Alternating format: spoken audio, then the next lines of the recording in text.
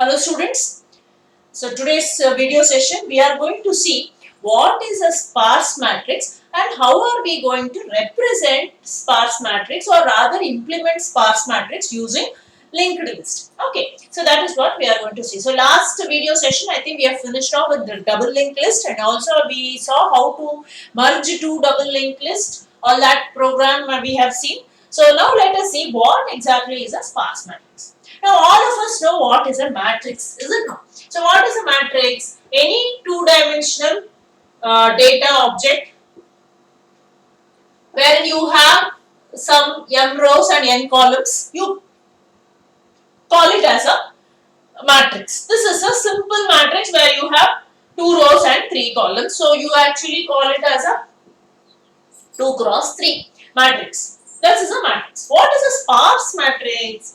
Now, if most of the elements of the matrix are going to have 0 value, then you are going to call it as a sparse matrix. Most of your elements should be 0. Then we call it as a sparse matrix. Let me take an example. Let us say I have something like this.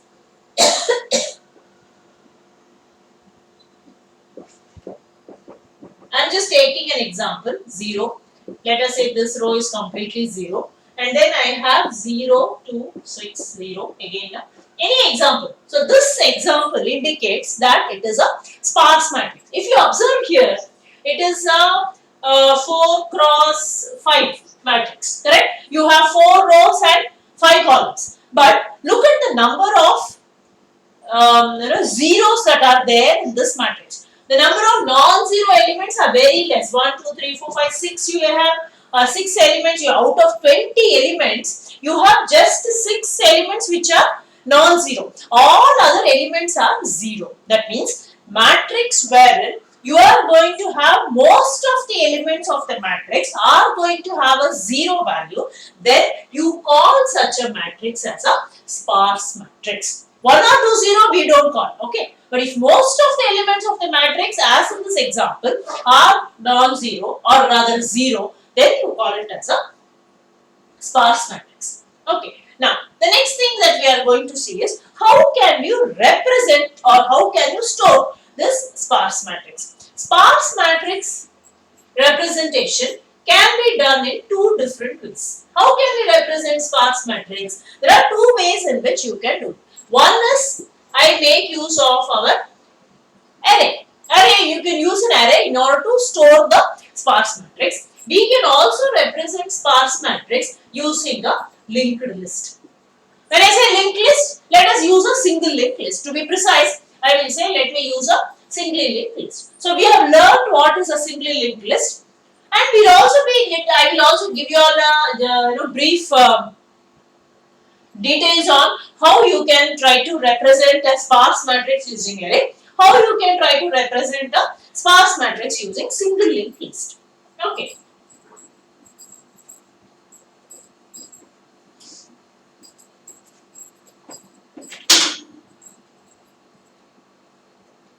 Now, when I take using arrays, how are we going to represent using arrays? Okay, two-dimensional array is used to represent the sparse matrix in which we are going to have 3 rows. Okay, so first one is going to have the rows. The second row is going to represent the column. The third row is going to represent the value. That means if I have we had taken an example. Let me take that example 0, 0, some example of a sparse matrix. Then I had taken something like this 5, 7, 0. Then this is a sparse matrix example that I had taken. Okay, now if I have to represent this using arrays, then I said I am going to have 3 rows in the array. First row is going to indicate the row value, the second row is going to indicate the column value, the third row is going to indicate the value itself. When I say I am going to represent this using array, I am not going to store the zeros.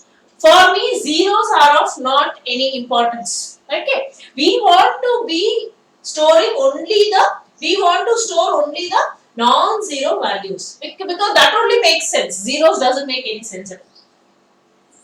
So if I have to represent this, so probably I will take something like this. So I said the first row is going to represent the row, the second row is going to represent the column, the third row is going to represent the value. Okay, now first coming to this particular element.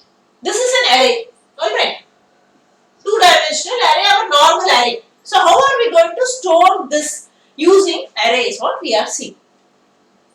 So if you see the first non-zero element that I would want to store is 3. Where is your 3? It is in the, if I call this as a 0th row, first row, second row, third row. This is 0th column, first column, second column, third column, fourth column. Okay. Now where is my 3? It is in the 0th row, second column and the value is 3. So 0th row, second column, value is 3. That is how I store this particular non-zero element in an array. Okay. Now next I want to store this 4. Which row it is? It is in the 0th row. Which column it is in? It is in the 4th column. What is the value that you want to store? It is nothing but 4. Then you store that 0, 4, 4. Next, what I want to store is 5. So where is 5? 5 is in number 1, row number 1. Okay. So row number 1, which column it is in? It is in second column. What is the value? It is 5. Alright. Next is 7. Again, it is in the first row. Correct? It is in the third column. So third column value is 3. And then the value that I want to store is 7. So like this, I will go on storing all the values that are there, all non-zero values that are there in the, in the sparse matrix. So this is how you represent it if you are trying to use an array. Now suppose I have to use a linked list in order to represent this or in order to store these values. Then how do I make use of it? Let us see using linked list how can we do.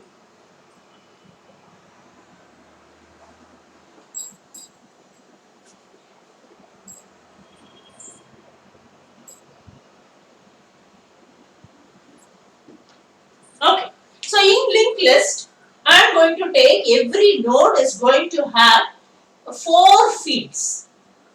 Generally, when I say a node, we have seen we have 2 fields, correct? This is the data field and then you have the link to the next node, correct? This is how we have seen. In a double linked list, we have seen one more field extra, previous and next. Now, in order to represent or store the sparse matrix, we are going to consider every node to have 4 fields. 4 fields means I am going to take a node something like this. I am going to have 4 fields in this. Alright, 4 fields means what each one is going to indicate. This is going to indicate the row. This is going to indicate the column. This is going to indicate the value. And this is of course the link to the next node. That is how I am going to represent the sparse matrix using linked list. I will take the same example again.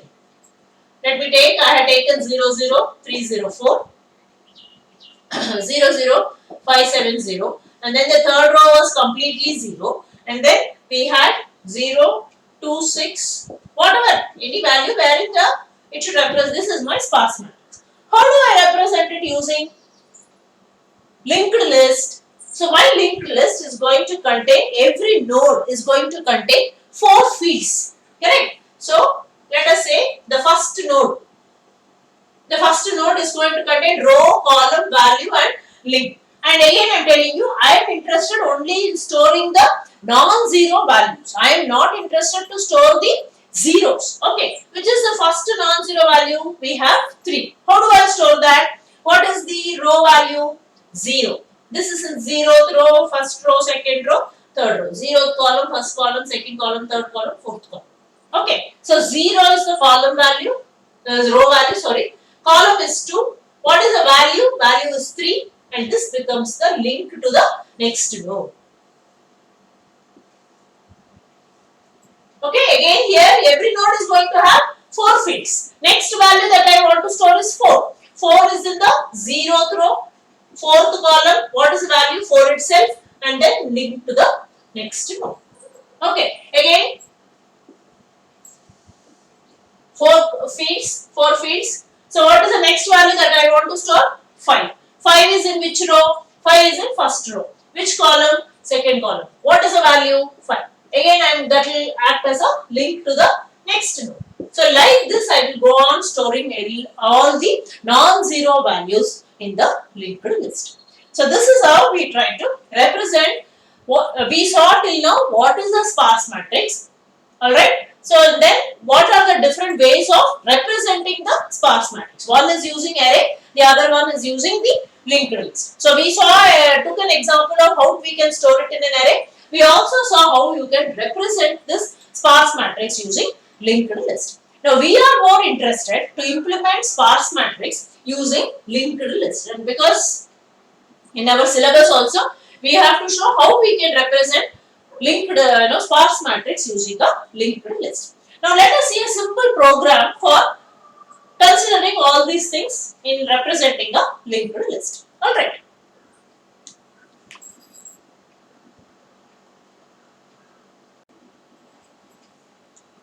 Okay. So here we are trying to write a simple code. So I have told, okay, using namespace, yesterday, all that you can write. We have created a node. Look at that. We have created a node. What is my node consisting of? As I told you, the node should consist of how many fields?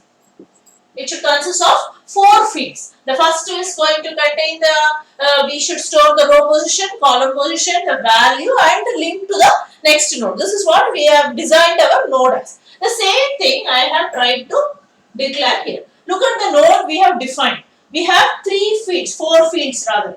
What 4 fields we have?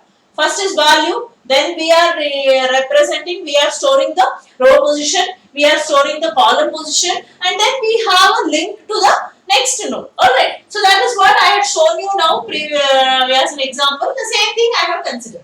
So we have a value field, you will have a row position field, you will have a column position field, and this next field which will link to the next node. Okay, now let us see what are the functions that we are going to take. We are going to concentrate on 2 important functions. How do you create a node, create a new node, okay, and then how do you display the sparse matrix. That's all. We are going to see how we are going to store the values of the sparse matrix in a linked list using this particular node. That's all we are going to see. So how we are going to insert the values, non-zero values in the linked list, and how we are going to display that linked list. Okay, so in the main function we are going to accept a sparse matrix with some values, and then we call the create function as well as the display function. So let us see the create function first. Okay. Okay. So let us see how to create a new node. I have to create new node. We go on adding every non-zero value. I have to represent it or store it as a node in the linked list. Okay, so that's why I am using this particular function. What we are doing, create new node is the name of the function.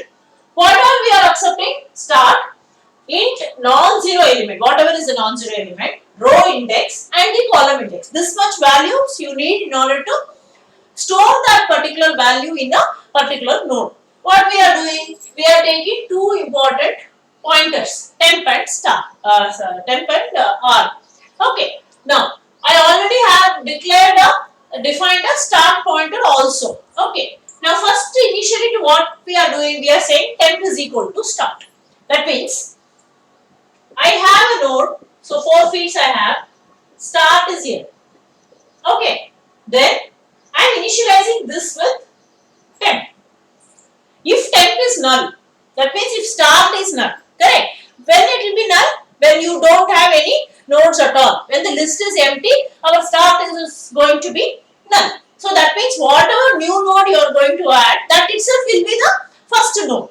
Okay. So now since you have initialized temp is equal to start, we are checking if temp is equal to null. If it is null, that means the list is currently it is empty. Whatever node I am going to insert will be the first node in the list. What are we doing? Temp of value is equal to non-zero element.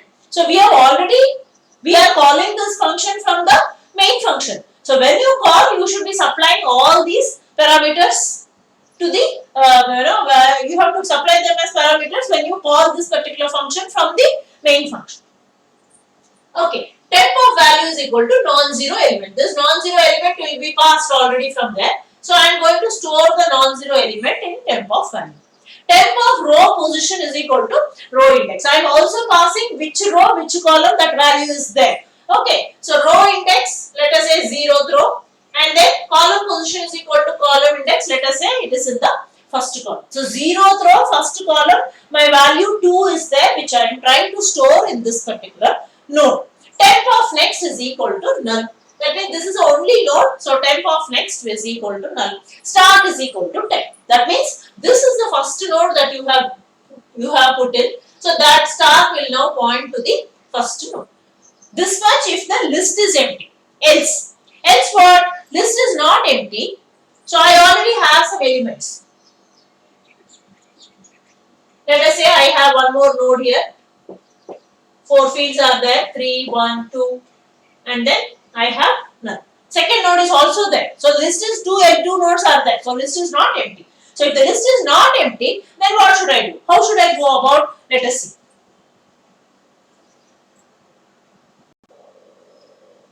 So else, what I should do? I want to add the next node will come at this point. Correct? Let us say we have our temp or any new node is already there. Temp is there, and we want this node to be coming here in the end. We want to add the next node. When the list was empty, we just now saw how the first node itself will become the new node to be inserted. If it is not empty, that means there are already several nodes in the list. So next what you should do, we have already, if you remember, we have initialized temp is equal to start. Correct? So correct, right now temp is pointing here. While temp of next is not equal to null, temp is equal to temp of next.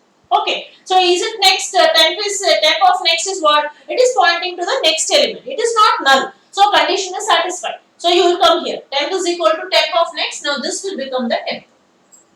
This will not be the temp. R is equal to the new node. This is my new node which I want to insert. R of value, R is new node means I am allocating memory. Using this, new is an operator. We know that. R of value is non-zero element. So some element I am storing it here. R of row position is row index. Let us say first row. R of column position is column index, second column. R of next is null. So R of next is null.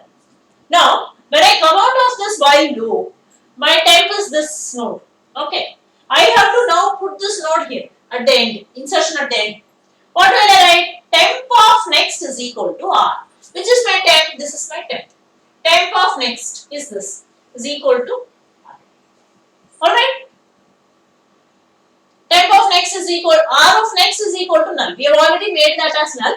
So this temp of next will not be null anymore because it has to point to the next node. So it will go to the next. So I will go on repeating it for storing all the elements. So this is how we try to use a node or linked list in order to store the non-zero values. So in sparse matrix, we have seen that there are so many zeros. If we are going to store all that, it is wastage of memory space, is it not? So we want to store only the non-zero elements. How we are storing the non-zero elements? Using linked list. Now we have created the linked list. Let us see how you can display this linked list. Okay.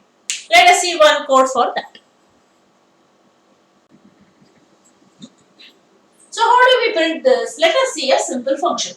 I am calling a function called as void print matrix. I am passing start as a start pointer as the parameter to that. I am taking 3 pointers here if you observe, temp, R and S. Now temp I am going to use in order to display the row positions. Yes, R I am going to use in order to display the column positions, and yes I am going to use in order to display the values. Okay, so that is how we are going to display this each node's values we are going to display. Now all this, look at here, temp is equal to R is equal to S is equal to star. We are initializing all the 3 pointers, temp, R and S, all the 3 pointers to start. Now first what I am going to display, I am going to display the row position.